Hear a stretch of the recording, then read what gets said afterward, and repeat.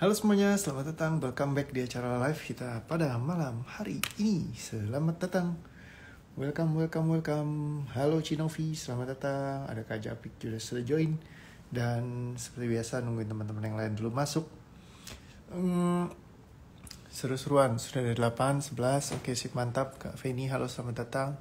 Ada Kak Ayu Alea, selamat datang. Kak Vera, Kak Dinata. Aduh, selap. Ada Kak Hena, halo Kak Hena, Kak Dina, selamat malam. Kak Vina, malam juga. Kak Monira, Kak dari Lampung hadir. Kak Dina, selamat datang. Lampung, Kak Maria, selamat datang juga. Kak Sri, selamat datang. Kak Fitri, selamat malam juga. Ada Kak Noviana, Kak Anastasia, selamat datang juga. Singapura hadir. Kak Ipah, halo selamat datang. Kak Lastiur, Hot Maida, selamat datang juga. Kak Mi, ada Kak Rizky, selamat datang. Semuanya welcome back. Selamat malam juga. Ada Cifeni, ada Civera, selamat datang. Kak Rahmi, welcome back semuanya. Kak Rini juga sudah masuk. Dan juga Pak Wawan ada. Kak Fitri, selamat datang semuanya. So, wah asik seru. Bali hadir, yes. Kak Ika, selamat malam. Hong Kong hadir. Kak Narni, yo banyak nih ya, banyak dari luar negeri pada mampir semua. Oke. So seperti biasa teman-teman, kita belajar lagi satu hal yang bisa kita pelajarin hari ini ya. Jadi kalau lagi ngeliat fenomena yang terbaru belakangan ini kan cukup menarik ya. Pas lagi case susu beruang ya. Buat saya case susu beruang ini cukup menarik ya kan, karena banyak yang tiba-tiba semuanya langsung kayak wah gitu berebutan susu beruang. Mungkin kalau teman-teman sempat ngelihat ya, viral banget belakangan ini video orang berebutan susu beruang di berbagai tempat, dan susu beruang ini habis di mana-mana gitu ya, gara-gara banyak yang mempercayai bahwa susu beruang itu bisa menyelesaikan masalah COVID-19 ya. Jadi sangat-sangat dicari orang. Nah, terus belum lama kemudian lagi muncul lagi artikel lagi yang menyatakan ternyata susu beruang itu tidak bisa menyembuhkan COVID gitu ya, atau melawan virus COVID. Jadi memang kadang-kadang simpang siur ya informasi, mana yang benar, mana yang istilahnya nih lagi tiba-tiba benarkan gitu ya. Jadi kayak kita nggak tahu yang mana gitu. Nah tapi hari ini saya lebih pengen ngebahas tentang dorongan kayak ketakutan akan kehabisan, ketakutan akan kita kayak kehilangan kayak gitu. Jadi kalau misalkan saya perhatikan dulu waktu pas pertama kali lockdown juga, the fear is so real buat saya gitu ya. Begitu dibilang mulai besok kita akan mengadakan PSBB gitu ya, akan ditutup semuanya gini. Nah di kepala saya tuh semuanya udah berskenario waktu dulu. Saya masih ingat banget waktu pas balik ya, waktu awal di OETRT baru pertama kali di develop gitu ya. Jadi masih belajar, masih coba ngerti tentang emosi gitu ya lebih dalam lagi. Begitu dikasih tahu bahwa akan ada penutupan skala besar gitu ya, mall ditutup, segala macam ditutup, wah langsung panik gitu ya. Terus ngeliatin orang kayak di video itu gitu. Jadi mereka lari-larian semua buat belanja waktu itu bahan pokok ya, semua langsung dibeliin. Jadi kayak yang rushnya itu. Nah, begitu rush kayak gitu ngelihat orang langsung lari-lari gedebak-gedebuk apa segala macam. Di sini juga ada langsung berskenario lagi. Waduh, ini akhir kiamat dunia nih saya gitu kan. Jadi kayak langsung berpikirannya tuh terlalu kayak negatifnya tuh luar biasa gitu. Jadi kita sering kali berskenario di kepala kita. Termasuk ketika waktu itu saya pun kayak ngerasa wah gila, kayak di sini tuh kayak semuanya kayak mendidih gitu ya, kayak khawatir dan takut gitu, panic buying kalau kata Karami, bener banget. Jadi kayak langsung dalam keadaan yang panik, langsung kayak wah gedebuk gitu. Nah ketika lagi kayak gitu tuh susah banget buat kita kayak buat bener-bener punya pegang diri kita sendiri gitu ya. Jadi kayak kita lagi dipengaruhi banget sama emosi kita. Jadi Anda kalau misalkan kita lagi kebawa emosi, rasanya itu kayak kita nggak bisa mikir secara logik. Jadi ketika kita sadar itu biasa belakangan gitu. Loh kenapa ya gue sampai lari-lari kayak gitu? Waktu dulu saya pas panik itu sampai saya udah packing semua gitu, siap kabur ke luar negeri gitu ya. Terus ketika saya mikir lagi sekarang, gila ya kenapa gue sampai kayak begitu paniknya gitu ya kan, karena kayak wah ini bisa membahayakan nyawa, ayo kita kabur gitu ya. Saya sampai maksa istri saya untuk kayak packing semuanya, koper udah disiapin semuanya gitu, tiket udah dibeli gitu ya. Jadi kayak bener-bener saya ajak kabur gitu ya, karena saking kayak ngelihat orang tuh begitu gilanya cuman berebutan Indomie doang, sampai kayak ya itu bener-bener kayak sampai gua gubrak gitu loh pas lagi diumumkan mau ada PSBB. Nah mirip kayak kasus pas lagi ada susu beruang ini gitu ya. Jadi kayak langsung udah kayak orang stres semua. Karena apa? Seringkali kita memang dibawa dengan rasa ketakutan kayak gitu ya, yang terlalu mendalam dalam diri kita. Ya sehingga ketika kita ngelihat seperti itu hal itu tuh tertrigger gitu ya. Jadi kayak ketrigger banget gitu. Nah itu kalau kita menyimpan rasa-rasa yang menakutkan di masa lalu gitu ya. Kalau kata Kak Sri Hartati, alhamdulillah saya nggak ikutan panik, tenang, benar-benar tenang. Ya, nah jadi mereka yang benar-benar tenang, mereka akan tenang. Mereka yang benar-benar panik, mereka akan panik. Karena rasa panik itu milik pribadi sendiri masing-masing gitu ya. Karena ketika mereka punya kepanikannya, biasa kepanikan ini nggak yang semua serta-merta tiba-tiba muncul gitu. Jadi kayak sesuatu yang memang sudah ada sejak lama gitu ya, kesimpan dalam diri kita, sehingga ketika ke-trigger itu kita jadi mudah panik. Di saat kita kebawa panik, seringkali kita melakukan hal-hal yang di luar dari pemikiran kita. Makanya nih contohnya ketika orang lagi mau bohongin orang lain, mau nipu orang lain, mereka biasa akan pancing kita untuk masuk ke kondisi seperti dimana kita dibawa sama emosi kita. Jadi misalnya gini, ada orang yang gampang dibohongin sama orang lain. Contohnya kayak ditawarin investasi bodong, atau misalkan kayak ya pokoknya yang kayak gitu-gitu lah. Kalau misalkan kita lihat ya, contohnya diteleponin, Pak, anak bapak kecelakaan gini orangnya gini, sekarang lagi di rumah sakit, kami dari pihak dokter mau langsung dioperasi apa enggak, kalau mau operasi harus langsung transfer gini. Apa yang terjadi? Orang langsung panik, begitu panik transfer ke rekening segini gini sekarang ya Pak, kalau enggak ini enggak bisa dilakukan penanganan, anak bapak sudah hampir meninggal. Nah begitu udah kayak gitu, udah langsung paniknya luar biasa gitu kan. Akhirnya paniknya itu yang jadi drivernya. Panik ini adalah sebuah kayak intensitas emosi yang tinggi. Ketika kita ada intensitas emosi yang tinggi, logika kita tuh nggak bisa bermain. Jadi kita kayak ngikutin aja. Makanya orang bilang, kok gue kayak tiba-tiba ngikut aja apa aja semua yang dia ngomongin kayak gitu ya. Karena itu panik kayak gitu ya. Jadi kayak masuk kondisi panik. Nah, terus misalkan kondisi lainnya kayak contoh yang sering juga terjadi itu, ditawarin sesuatu yang menarik misalnya, Pak Bapak menang undian, ya kan, undian ini, wah selamat ya Pak Bapak menang undian. Langsung apa yang terjadi, orang langsung senang gitu ya, kayak wah gila ya saya menang undian loh gitu kan. Jadi kayak begitu menang undian, dia manfaatkan rasa serakahnya, karena kan dia serakah banget gitu ya, ibaratnya bukannya serakah sih, kayak terpancing lah, punya pengharapan. Misalnya hidup udah susah, nggak punya uang ya, selama ini banyak perjuangan, terus tiba-tiba dikasih tahu, wah Bapak dapat menang undian ini gitu ya. Pernah ada salah satu sahabat saya itu yang kena, dia bilang gini, ini saya bisnis motor ninja dari Batam. Kalau tahu motor ninja itu harganya 50 juta rupiah kata dia. Waktu dulu ya saya lupa tepatnya bagaimana, kurang lebih segituan lah. Terus dia bilang kalau beli motor ninja dari saya cuma 20 juta aja. Orangnya ini bisa dipercaya, teman saya bisnisan motor ninja ini gitu ya, dari Batam masukin tanpa pakai surat-surat, jadi motor ninja bodong, dia bilang kayak gitu.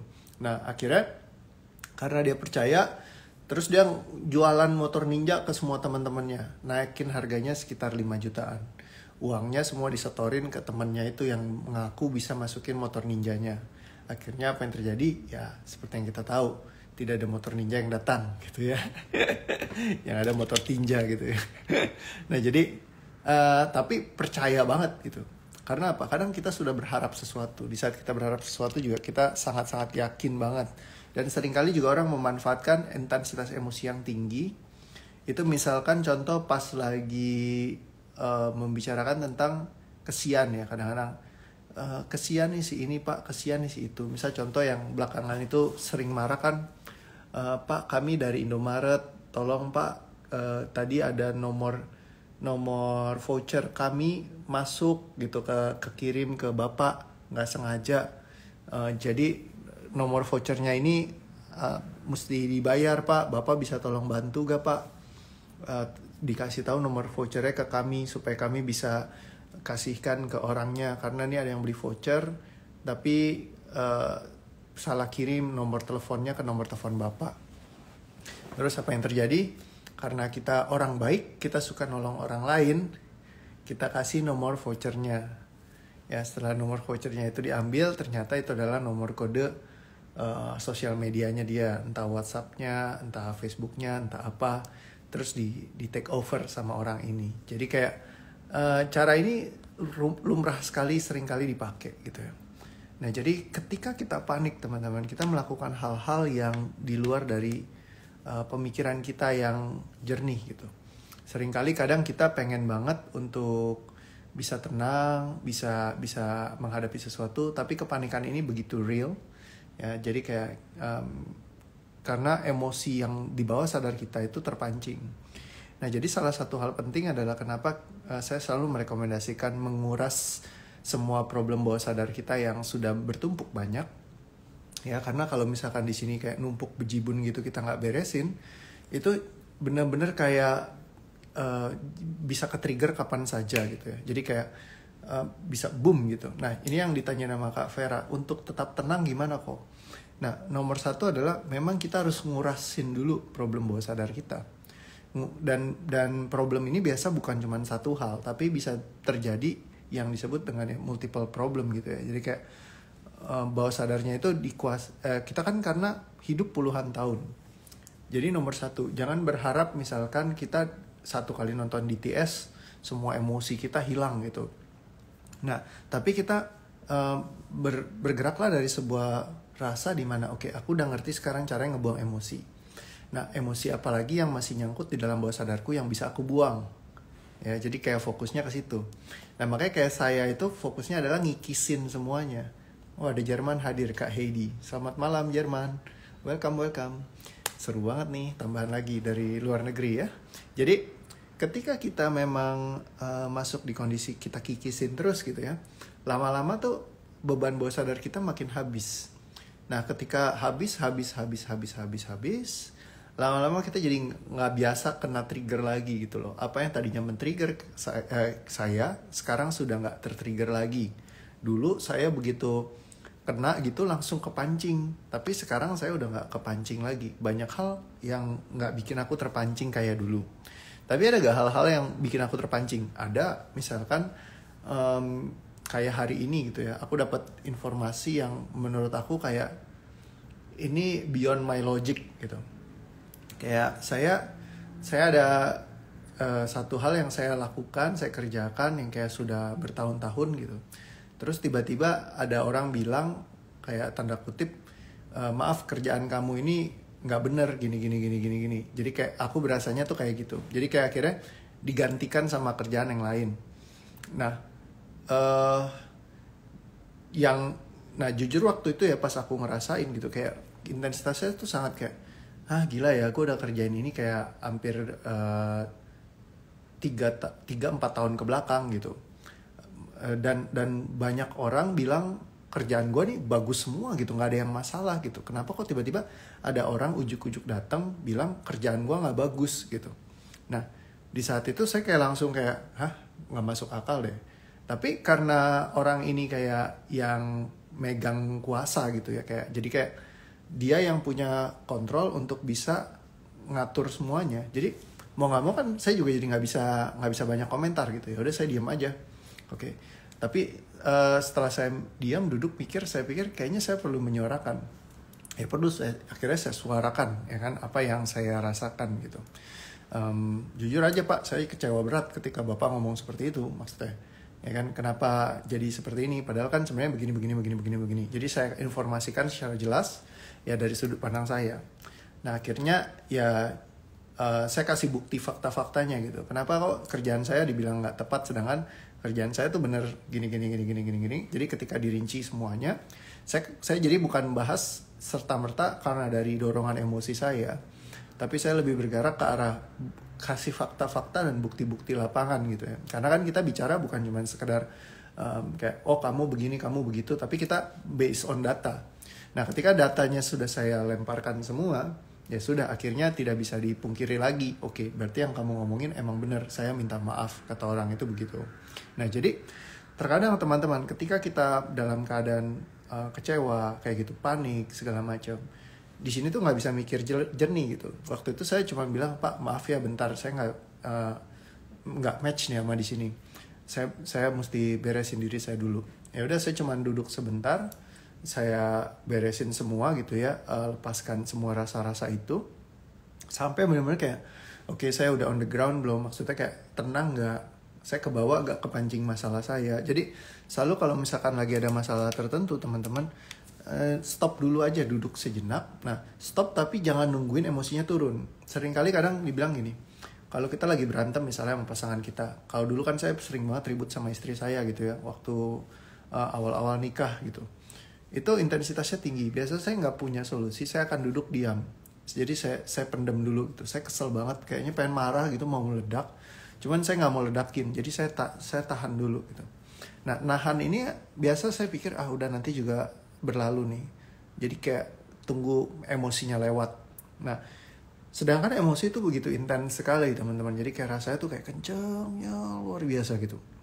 Nah, daripada kita nunggu emosi ini lewat, kita duduk diam sebentar, kita benar-benar lepaskan rasanya gitu ya. Jadi kayak semua rasa ini gitu ya, dari semuanya dirasain, diterima, dilepaskan gitu ya, dan supaya menghalanginya. Jadi kalau Anda belajar di DTK kemarin ya, banyak teman-teman di sini juga belajar di DTK, itu lepasin semuanya gitu ya. Jadi kayak kita benar-benar kayak presisi satu-satu gitu. Apa aja yang bikin kita bermasalah kita buang-buangin.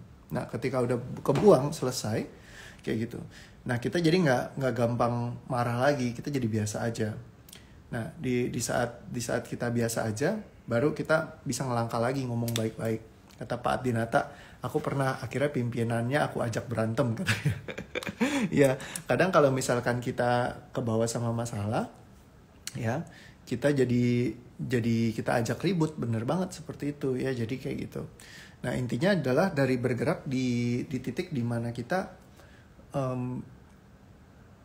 memiliki ketenangan. Jadi kondisi kayak di sini kayak nggak ada rasa yang aneh-aneh, nggak nyangkut lagi, baru kita move gitu loh. Sama kayak ketika kita lagi kepanikan misalnya, oke, lagi panik, oke, apa yang bisa aku lakukan? Duduk sebentar, beresin dulu, habis itu baru ambil langkah lagi, ambil tindakan lagi. Ketika kita kecewa berat, oke, kita diam dulu sejenak, kekecewaannya kita lepaskan dulu, habis itu baru kita maju lagi. Ketika kita takut, duduk sejenak, ketakutannya dihilangkan dulu, ya baru kita maju lagi. Kalau Anda yang belum pernah, Anda baru masuk, Anda belum pernah belajar bagaimana cara melepaskan emosi, Anda ikutin aja di sini ya, cari live yang sesuai tema yang selalu saya bilang ya, karena banyak yang nonton sesuai tema mereka itu mengalami banyak perubahan dalam hidupnya gitu ya. Saya hari ini dapat sharing lagi dari seorang sahabat saya. Kemarin saya pernah bahas di tema spesifik bahwa menyelesaikan masalah uang seringkali nggak perlu pakai uang gitu ya. Nah, misalkan kayak gitu, kemarin nih dia habis ikut kelas gitu ya, terus kelas yang bahas tentang keuangan, dan hari ini dikabarin tiba-tiba teman saya yang saya punya problem hutang tiba-tiba bilang nggak usah dibayar lagi hutangnya. Ya dia sampai kaget, kata dia pulang ke rumah saya nyetir motor sampai bengong-bengong, kata dia kok bisa ya, kata dia gitu. Ya kadang-kadang ada aja kan caranya Tuhan bekerja itu kita nggak bisa prediksi ya kan, tapi kalau kita percaya dan meyakini pemeliharaannya dan melakukan yang terbaik ya, jadi berdoa dan bekerja kan, biasa orang bilang ikhtiarnya tetap harus dijalankan, bukannya kita juga cuma diem aja. Nah, dia tipe orang yang saya tahu memang selalu kayak praktikal, jalanin aja semuanya sambil ya dibawa senang gitu, dan ternyata ya banyak hal baik yang bisa mereka rasakan gitu kan. Nah, jadi selain punya toolsnya, kita perlu lakukan juga gitu. Dan juga kita ngeberesin semua hal-hal yang mengganggu. Dan tetap kita butuh untuk punya skill juga. Jangan sampai kita kayak nggak belajar, nggak punya kemampuan, ya terus berharap semuanya kayak tiba-tiba datang gitu ya tanpa kita melakukan apa-apa. Bisa juga sih. Ya. Jadi tapi juga bukan berarti Anda diem aja. Nggak ada yang salah dengan melangkah dan melakukan gitu ya. Kadang-kadang orang pengennya kayak sim-sim salabim, Tuhan semuanya datang, rezeki, berkat, kelimpahan, pokoknya kemudahan semuanya gampang-gampang datang gitu. Bisa aja ya kan. Nah cuman kalau misalkan Anda juga bisa ikut aktif sambil menjalankan, itu juga nggak ada masalah ya kan. Intinya bikin Tuhan tuh tersenyum ngeliat Anda. Kalau Anda beraktivitas melakukan yang terbaik gitu ya, ibaratnya kalau Anda punya anak Anda tuh kayak selalu melakukan yang terbaik gitu loh.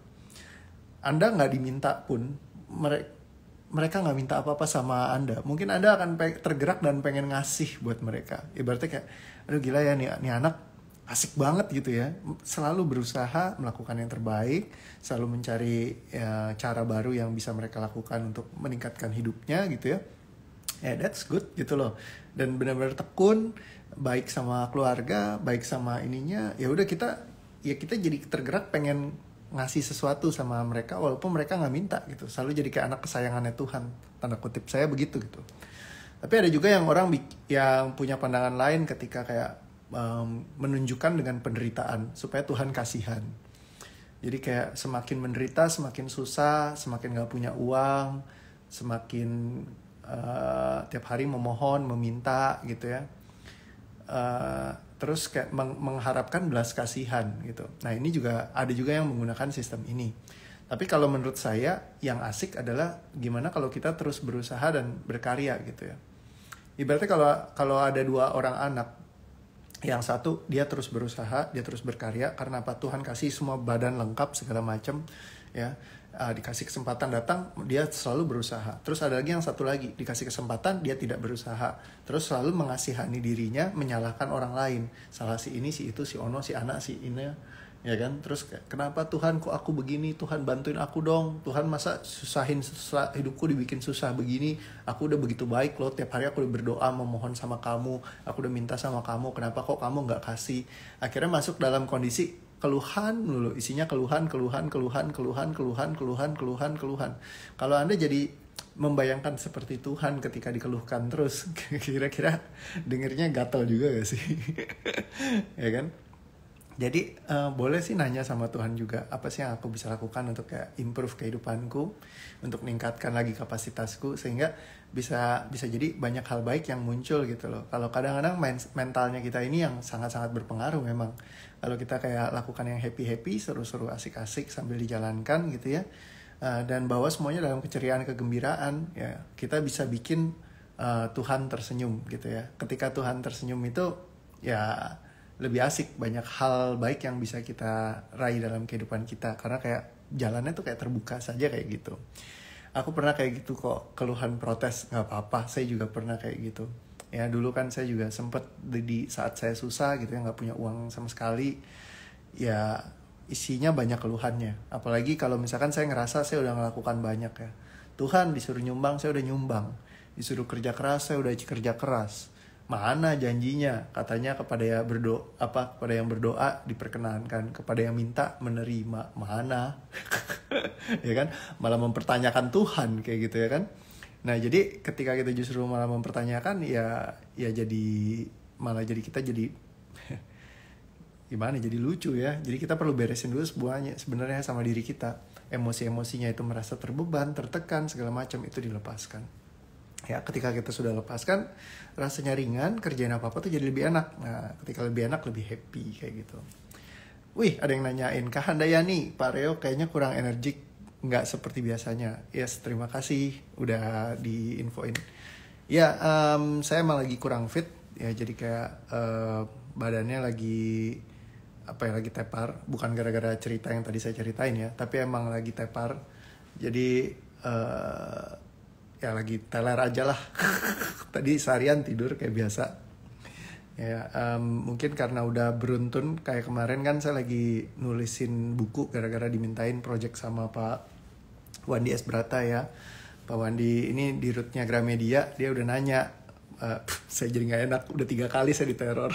Bukan diteror sih, disenggol ya kan, maksudnya Pak Reo mana nih, katanya mau bikin buku, udah dari tahun lalu. Jadi udah ditagih.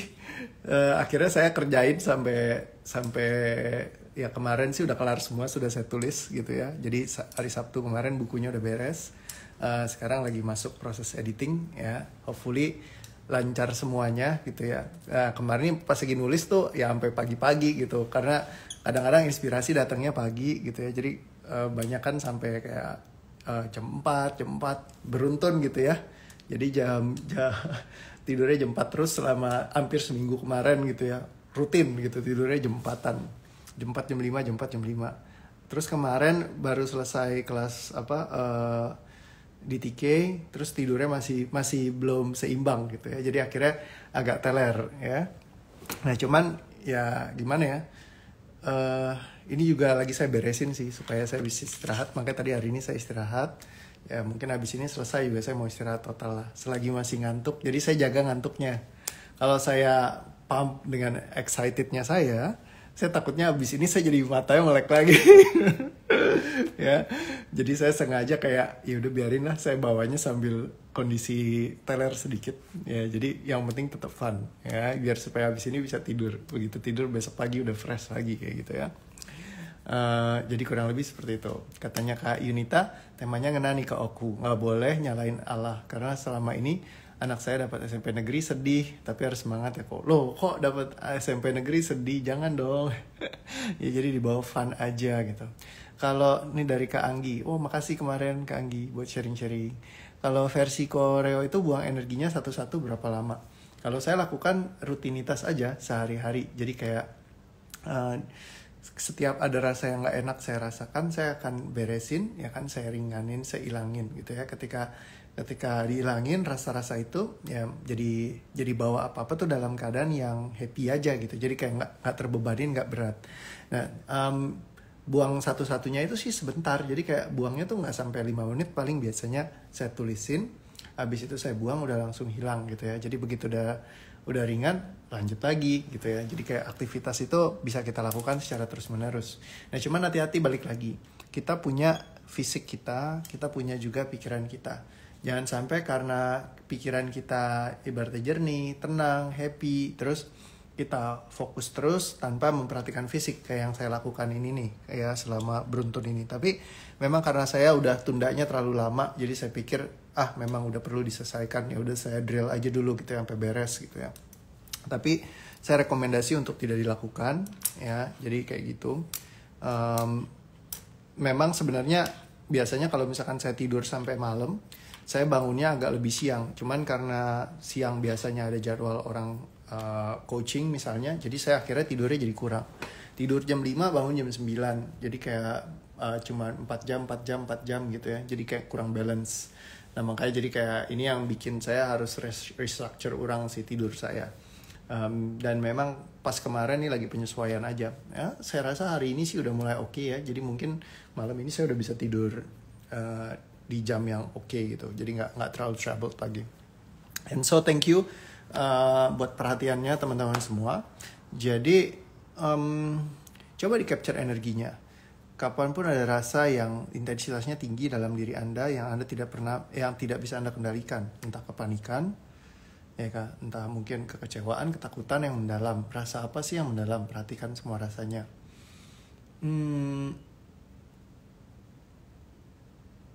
Semua rasa yang belakangan ini yang menimbulkan keresahan bagi Anda. Entah misalkan masalah tentang kondisi kesehatan, kondisi keuangan, atau rasa-rasa apa yang muncul. Perhatikan semua rasa itu. Ya, fokus kepada rasanya aja. Anda tidak perlu fokus terlalu banyak sama suara saya, fokus ke rasa yang Anda rasakan. Perhatikan semua rasa yang ada terkait dengan hal ini. Kapanpun rasa ini selalu muncul dan selalu mengganggu Anda selama ini. Tidak ada gunanya untuk Anda menyimpannya terlalu lama, dan tidak perlu ada alasan untuk Anda melepaskannya. Hanya untuk biar supaya Anda lebih happy, lebih bahagia lagi aja. Dan katakan kepada rasa itu, terima kasih ya. Dan terima semua rasa itu sebagai bagian dari hidup Anda selama ini. Dan selama ini pernah Anda simpan dalam diri Anda. Dan ikhlaskan semuanya, lepaskan dari dalam diri Anda. Tarik nafas pelan.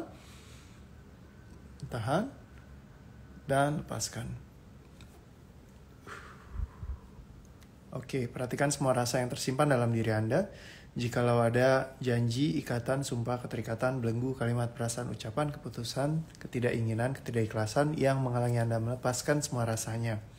Sadari semua rasa ini pernah Anda simpan, terima, ambil pesannya, ikhlaskan dan lepaskan. Tarik nafas pelan, tahan, dan lepaskan. Dan semua rasa yang tersisa dalam diri Anda, perhatikan semua rasa yang masih ada. Sadari, terima, intensitasnya setinggi apapun, rasa apapun yang ini. Bilang ke rasa itu, terima kasih selama ini pernah ada dalam diriku. Ambil setiap pesannya, ikhlaskan dan lepaskan semuanya. Tarik nafas pelan, tahan, dan lepaskan. Oke. Kalau saya ada kecemasan berlebih sebulan ini, lebih sulit tidur pulas, kebangun-kebangun, rasanya takut menghantui sampai dibilang kayak gak punya Tuhan.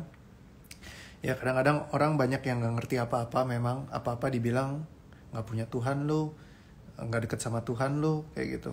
Ini sih pernyataan dari orang-orang yang mungkin mereka gak pernah ngerasain memiliki rasa seperti kita rasakan gitu ya. Karena bukannya kita, yang kemarin saya sempat bilang, berdoa sama Tuhan berarti bukan masalah emosi kita akan hilang. Ibaratnya luka emosi itu saya bilang kan seperti luka bawah sadar itu, luka emosi. Sama seperti luka kalau kayak kita jatuh. Ibaratnya kalau jatuh, tulang kaki patah. Kita berdoa itu tulangnya nggak serta-merta langsung tiba-tiba nyambung sendiri gitu. Jadi kalau misalkan lagi jatuh kakinya, saya pernah jatuh gitu ya dulu. Kaki saya itu bergeser sampai kayak gini. Jadi kayak ini tulang kaki, dia bergesernya begini, terus begini. Jadi kayak buat ngebetulinnya tuh tulangnya harus dirapikan ke sini. Habis itu dipatahin lagi begini. Jadi kayak 2 kali. Ya, jadi 1, 2. Nah, ini buat diberesin itu nggak segampang itu gitu. Nah, kalau misalkan kita nggak secara fisik disentuh gini, dia nggak akan rapi.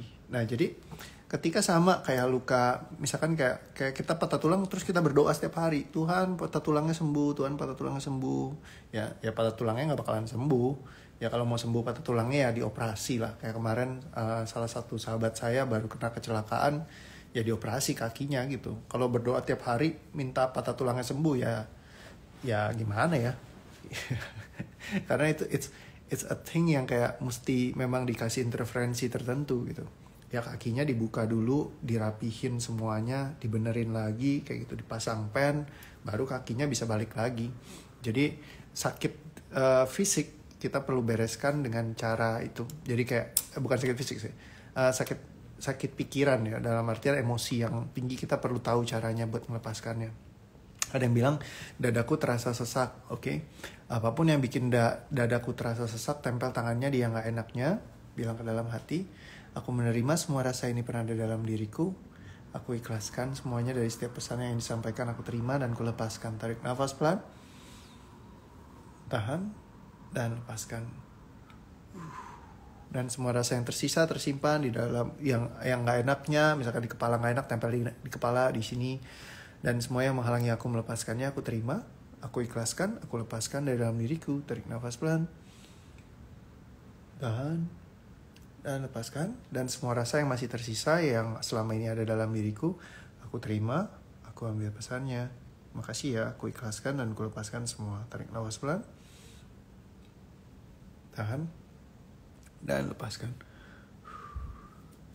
Kok kalau setiap bangun tidur leher saya terasa sakit, apakah ada keterkaitannya? Silakan nonton video yang tentang membahas sakit di bagian leher. Ya ada. Jadi kayak gitu. Jadi biar bisa beres. Kata suami aku kayak gini karena aku buat-buat sendiri. Bener banget, ada benernya juga karena kita sendiri. Tapi bukan kita buat kadang-kadang. Ini karena memang hal yang gak sengaja muncul gitu ya. Tapi kita perlu tahu cara buangnya. Itu aja sih yang paling penting. Ya jadi kayak gitu. Kata Kak Mika, terima kasih karena sudah membuat DO Hati Arti ada. Sama-sama Kak, terima kasih. Saya juga bersyukur sih Tuhan kasih titipin. Ya jadi fun.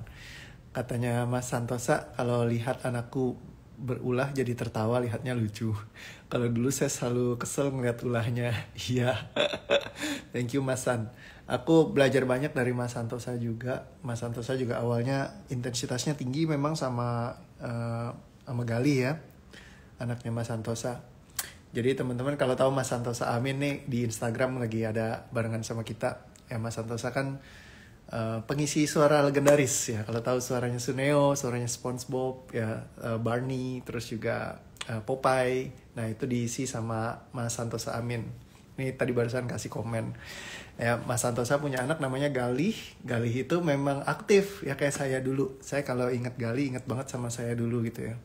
Anaknya sangat aktif, suka loncat sana sini gitu ya, terus kayak senang banyak aktivitas yang melibatkan gerak tubuh gitu. Dan waktu dulu kalau misalkan ngeliat Galih lagi aktif gitu stres. Ya cuman sekarang udah bisa happy ya, it's a good thing ya, jadi seneng banget. Katanya Kak Rai, makasih koreo sudah ada pulang, sip mantap Jos, terima kasih kau sudah ringan, katanya Kak Arlin. Makasih sama-sama.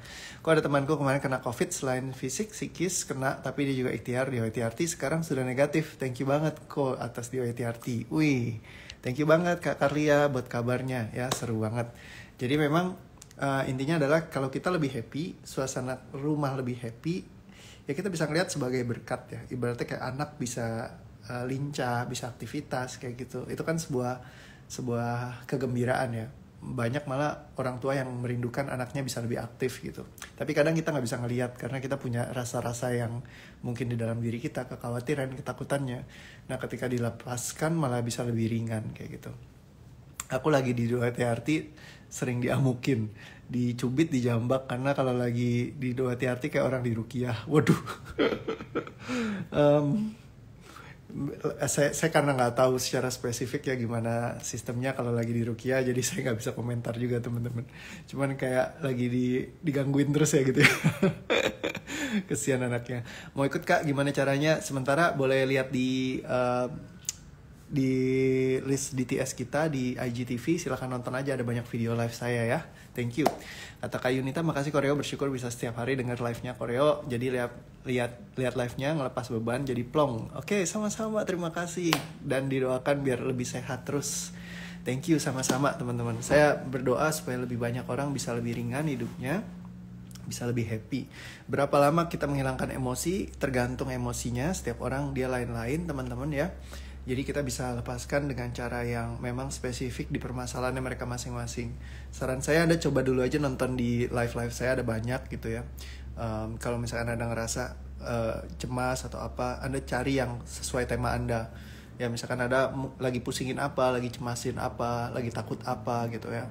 Jadi misalkan saya takut Pak, takutnya takut apa? Takut karena masalah rumah tangga saya, Anda cari tema rumah tangga. Takut masalah apa? Bisnis saya, Anda cari tema usaha. Takut karena apa? Anda tinggal cari aja ya. Di live kita udah banyak sekali gitu. Dan itu kayak gudang Anda buat ngeberesin problem-problem emosi di bawah sadar Anda. Ya jadi dengan ini akan bikin Anda lebih ringan kayak ngikisin semuanya dan akhirnya bisa lebih asik. Kata Kak Selma, makasih kok ngejalani isolasi mandiri lagi tenang dan seperti biasa. Oke, awesome. Ya jadi memang ini juga salah satu skill yang penting. Banyak teman saya yang sakit kena COVID tapi mereka nggak mau belajar melepaskan emosi ya, karena mungkin mereka juga kenal saya dari dulu, si Reo mah dari dulu orangnya gitu-gitu doang, gini gitu. Jadi kayak kadang buat ngejelasin ke mereka lebih sulit gitu. Tapi ketika mereka mau ya bisa dilepaskan, itu sangat ringan gitu ya. Padahal ya saya sempat ada yang saya tawarin gitu ya, ayo sini saya bantuin buat dilepaskan gitu, tapi mereka malah nggak mau. Ya kadang kan pikir teman dekat udah lama gitu ya lagi sulit gini, saya ceritain berkali-kali kan, saya banyak nih bantuin orang buat ngelepasin emosi, kamu mau gak gitu, tapi mereka nggak mau gitu ya. Ya udahlah, memang mungkin ya itu pilihannya mereka masing-masing gitu ya. Dalam artian banyak orang datang nyari saya gitu kan buat dibantuin gitu, dan mereka bayar gitu kan. Tapi giran saya bantuin mereka, ya teman-teman baik yang udah lama gitu saya tawarin malah jadi ditolak gitu. Nah kadang-kadang kalau kita kasih gratis tuh orang jadi merasa kayak nggak bagus atau apa kayak gitu ya, jadi kayak gitu. Oke, so ini udah dibilang sama Civeni nih, panjang padahal lagi nggak fit kokonya. Nggak apa-apa, sama-sama. Karena saya seneng ngobrol, jadi kadang-kadang lagi kayak gini jadi asik ngobrol gitu ya, jadi kayak asik cerita. Oke, so have fun semuanya. Terima kasih buat semua perhatiannya. Doaku lebih happy, lebih seru lagi, lebih asik lagi. Ya, jadi kalau ada beban emosi, cari aja temanya apa, terus lepaskan aja sendiri dulu. Ya nanti kalau ada kelas kita adain, ya ya tinggal diikutin lah ya. Saya lagi ada strukturisasi kelas, jadi mungkin nanti ada hal lain yang seru lagi. Jadi kita lihat aja sama-sama ya. Thank you.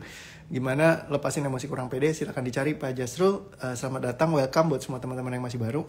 Di live kita ada banyak banget yang udah dibahas. Jadi silahkan cari temanya sesuai. Nanti bisa dipakai untuk melepaskan emosinya. Tinggal ngikutin aja semua sekuensnya, termasuk ketika melepaskan emosinya. Ya, seperti itu.